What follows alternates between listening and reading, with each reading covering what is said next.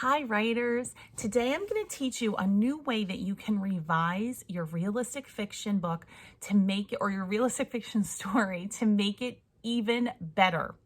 And that technique that we're going to learn about today is making the action exciting. Now you can see in the picture the boy is going after this soccer ball and it says, "Go, go, go." So let's talk about action. In a story, action is every time that you make your character move or talk or do something. And that is really what makes a story exciting.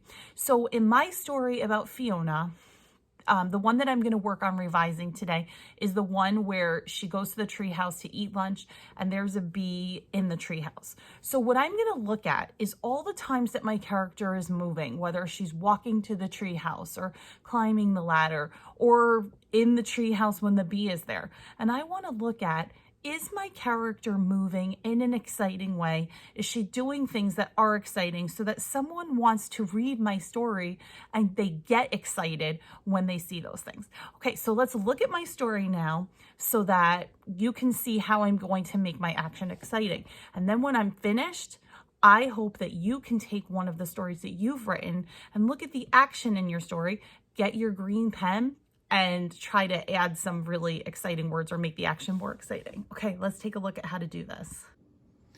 Okay, now before I make the action more exciting in my story, I'm going to do what all good writers do, and I'm going to rewrite what I already have.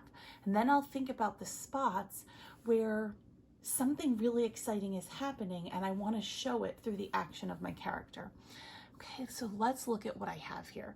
Fiona was walking to her treehouse with her lunch. She was very excited to spend the day outside. She felt the warm summer sun on her cheeks. The air smelled fresh. It was a beautiful summer day. Fiona climbed the new ladder her father put on. She felt happy when she got to the top. "A bee!" Fiona screamed. A bee buzzed around inside the treehouse. Fiona wondered if the bee would like her juicy orange. She tossed the orange out the window and watched it fall to the ground.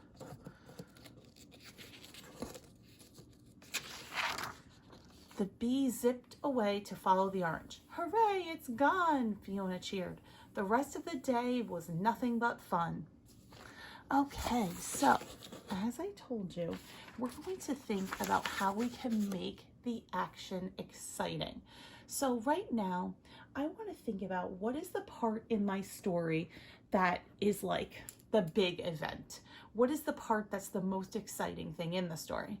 And when I think about that, what I realize is the most exciting part in my story is when the bee is in the treehouse. That's the part that the story's about. That's the idea that I came up with. But all that I said is, "A bee," Fiona screamed, and then a bee buzzed around inside the treehouse. Then I say that Fiona wondered if the bee would like her juicy orange. But when I think about it for a second, and I look in my picture, she looks pretty scared. She's yelling, "Ah!" I bet she did more than just say a bee. Like, when I picture if there's a bee in my treehouse, I think I would probably be jumping around, trying to get away from it, hiding maybe. So I think there was a lot more action that happened here. Now, where it says Fiona wondered if the bee would like her juicy orange, I think that's kind of like should be my last sentence, but there's some sentences that maybe need to go before that. So here it says, "A bee," Fiona screamed. A bee buzzed around inside the treehouse. Now what I'm going to do is I'm going to start writing on the lines down here, and then I'm going to put an arrow to tell me that it's going to start there, if that makes sense. So just watch me do this part.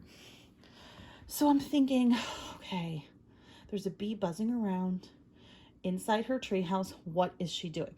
A bee buzzed around inside the treehouse. Fiona jumped up and down,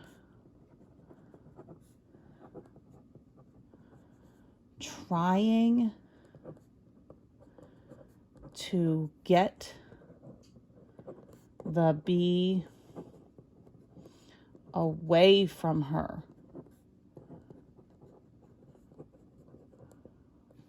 Now, if Fiona starts jumping up and down, I wonder, would the bee kind of start moving around wildly too? I think it probably would. So the bee zipped wildly. Now, before Fiona goes for that juicy orange, I think maybe she tries to hide from the bee. Fiona raced to the corner of her treehouse and hid under a small table. Now what I'm thinking is I have a table that I drew in here, and this is the orange. So maybe she tries to like hide behind this table. Now, this whole thing needs to come before this sentence. So what I'm going to do is I am going to put a little box around it like this. And I am going to put that entire thing up here and say that's where that part is going to go. Okay. I actually think that this page is a lot better now.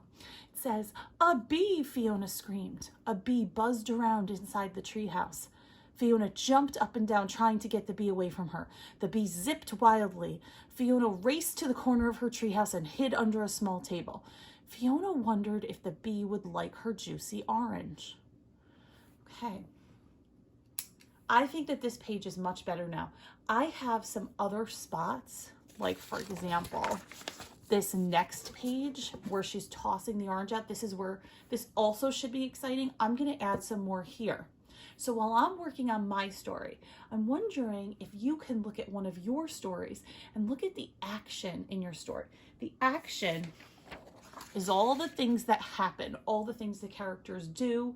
And I wonder if you can ask yourself, is this exciting? Or can you maybe change some of the words to make it more exciting, or add some sentences to make it more exciting?